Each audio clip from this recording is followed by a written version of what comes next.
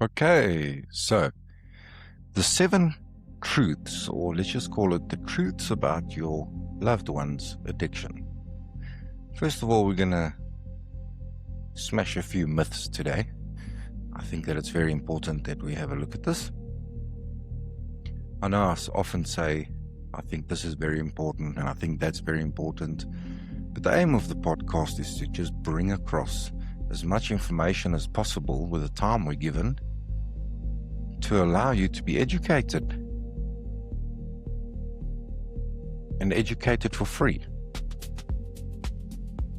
So the first myth that I want you to think about today is not my child or not my loved one.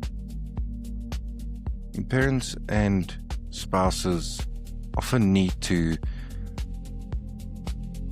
have a re-look at their perception about what an addict is. Like I mentioned before, it's not the person who's just standing on the side of the road. And we need to talk about your stages as a family, because addiction is a family disease. What we want to do as human beings, and we strive for, no matter what, is a place of homeostasis, which means balance. So now that your loved one is in addiction, the family roles and the systemic roles, as they call it, change dramatically. So it's no longer a case of you just being, let's just put it this way. Prior to the addiction, the family roles were X. And now in active addiction and in recovery, the roles are Y. Now, in the addiction, parents start to play roles, not necessarily intending to, or not necessarily in a place because they want to, but rather because they're in a place of being conditioned to. Now, number one, parents, loved ones, you are enablers. Okay? You love your sons and daughters. You'll do anything for them. We don't want our kids to feel pain. I mean, we want to do what we naturally do, and that's a normal, natural reaction is, I don't want my kids to feel this way. So how do I help that? Maybe I can remove that feeling from them because it hurts and it's painful to see.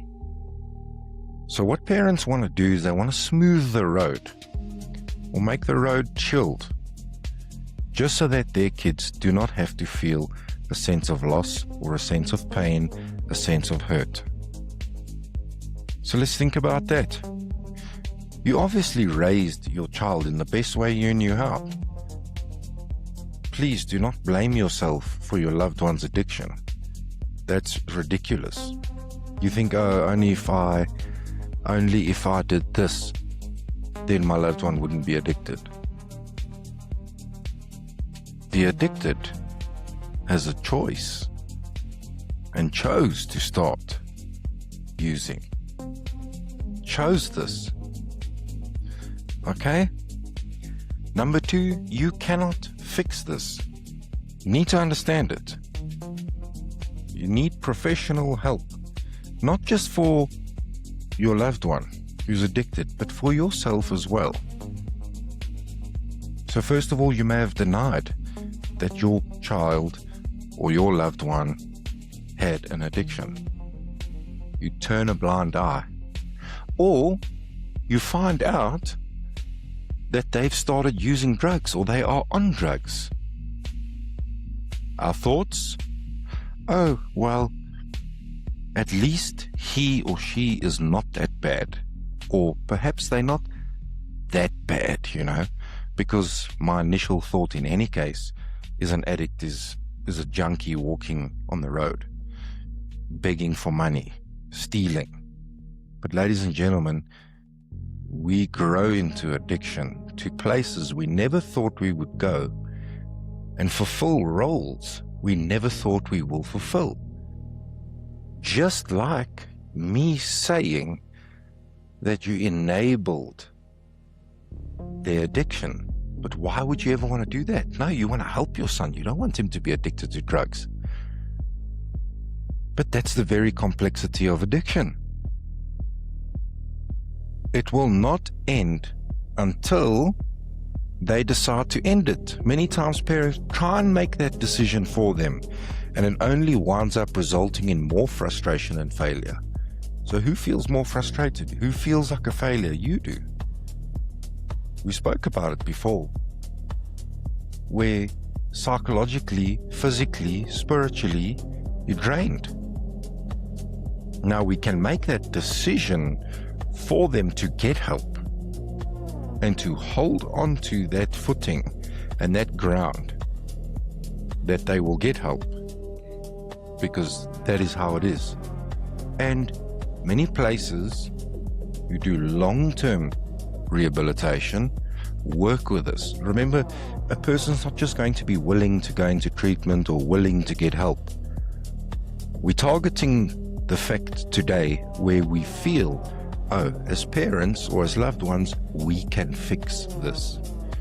If only I just take my loved ones' credit cards away, they won't be able to use. Or if I can check their cell phone, they won't be able to use. Or make sure they deleted all bad friends or stopped hanging out with bad friends, they won't use. Because of course, what do we think? It's not that bad. And what do we think? The friends are a problem. And the friends are the ones who influence us. Ladies and gentlemen, many of us as addicts, we were the bad influences, not necessarily the friends. Even though the friends seem to perpetuate and the friends seem to encourage the culture, and the friends, of course, give them that place or sense of comfort where they can do whatever they want, or can at least to connect to these types of people relating to the same struggle they're going through. But is this help? No, it isn't.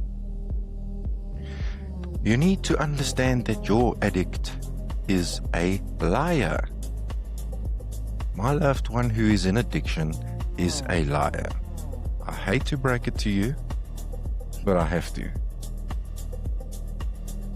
Addicts will say anything to hide their addiction and will take any action to mask the problem.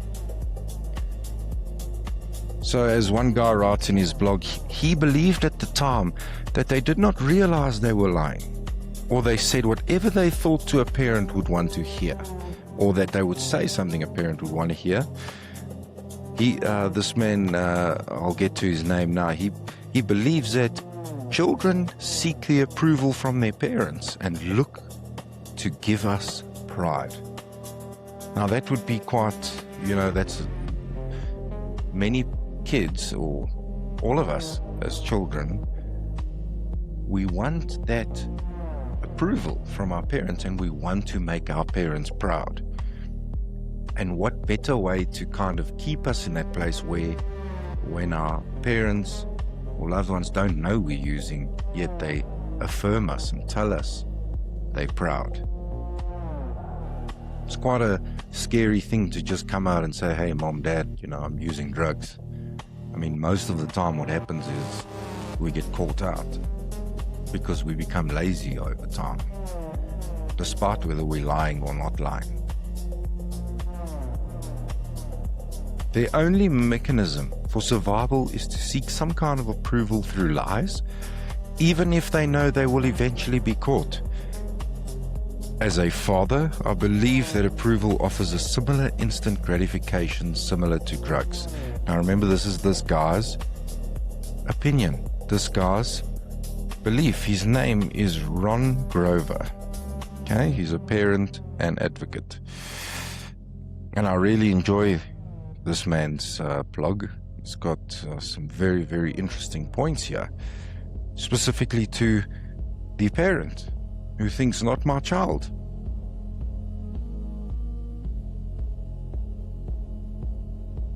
The addict is born, or is a criminal rather. Remember I read that blog, and a criminal is born out of necessity. Even though the disease of addiction is very similar to the disease of cancer. The symptoms of the disease include illegal behavior. Now, we might want to choose to take a blind look, or turn our eyes away. No, it can't be my son, because we grew up in a nice home.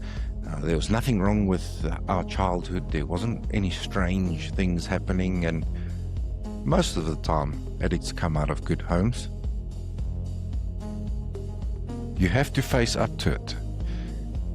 Yes, he's made mistakes, or she's made mistakes, but they will ultimately pay the price. There is consequences to those actions. As some may say, it is his debt to society. Once again, his opinion. So what do we do as parents? Or what do we do as supporters? We might criticize the police for locking our son or daughter up. The judge, the jail, the lawyers. Oh no, the lawyers aren't any good. In fact, they are not the ones who put him there in the first place, or her there in the first place. It was their doing. They chose. They chose to take that step.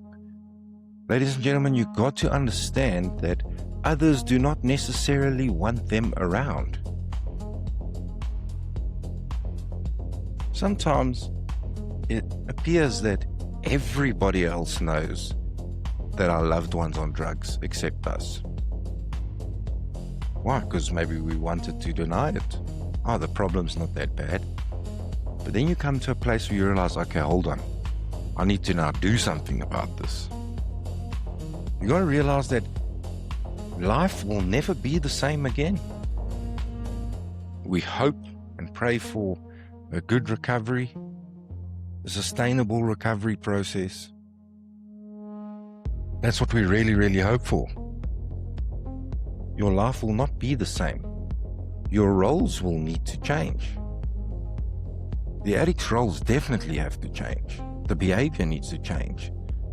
The behavior, the symptom of recovery, and no longer the symptom of addiction. Homelessness may well be his choice at the end of the day.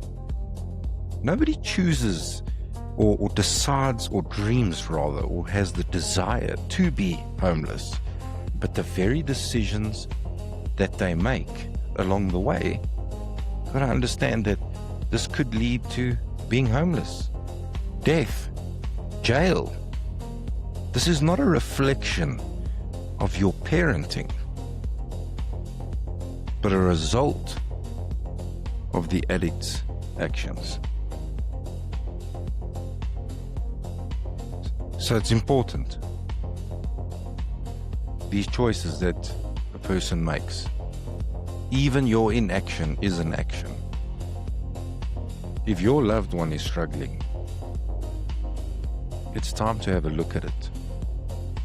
Because I promise you, that thought of, it's not my kid, it'll never happen to me, you have to change the way you see things. Don't be so hard on yourself. It's okay, and there is help out there. If you click on the link below to our website, please leave us an inquiry so that we can assist you. Whether it's small, whether it's large, any assistance that's required from you, we're more than happy to do that for you. Remember, you are not alone. There are many, many supporters and addicts out there, and recovering addicts. Whilst there may be many devastating stories, there are a lot of successful ones too. God bless. Bye-bye.